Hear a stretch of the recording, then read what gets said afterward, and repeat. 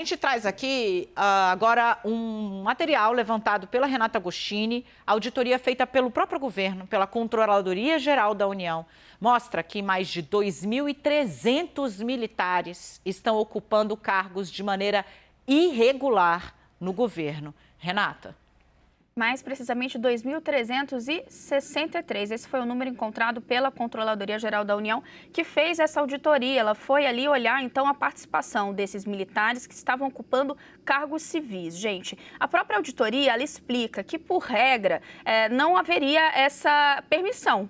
Então, por regra, os militares não teriam de ocupar, não poderiam ocupar esses cargos, mas a legislação foi criando algumas exceções. E por que eu estou explicando isso? Isso é muito importante para os achados. Basicamente, a CGU divide essas irregularidades em dois grandes grupos. O primeiro são ou ausência dessa autorização legal, ou seja, não haver amparo legal para um militar ocupar um cargo civil, ocupar um posto no governo federal, ou esse militar está ocupando um tempo maior do que ele poderia, que o prazo máximo, segundo a legislação, é de 2 anos. E aí a gente tem o maior número de casos. 65% desses mais de 2.300 casos estão enquadrados aqui. Ou nessa primeira situação, a CGU foi lá e falou, olha, mas não tem ali nenhum respaldo legal para que ele estivesse ocupando esse posto. Ou ele está mais tempo do que poderia, ou seja, irregularidade.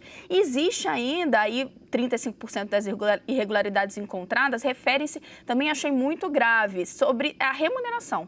Porque, gente, existe um teto constitucional. Ninguém pode ganhar mais do que o ministro do Supremo, que ganha cerca de R$39 mil.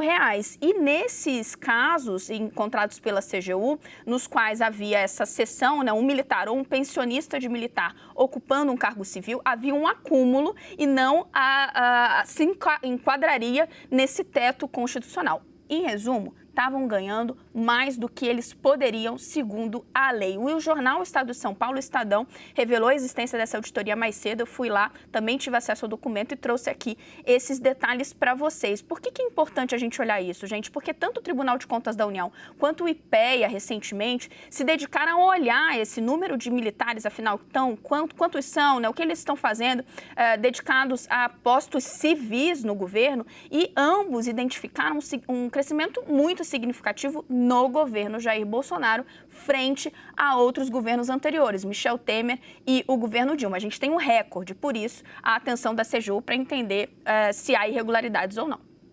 Boa, Rê, obrigada pelas informações. Por isso, muita gente, né? Nunca tantos militares ocuparam cargos civis desde a redemocratização. Aparentemente, nem na ditadura militar tinha tantos militares ocupando postos no governo como se tem agora no governo Jair Bolsonaro.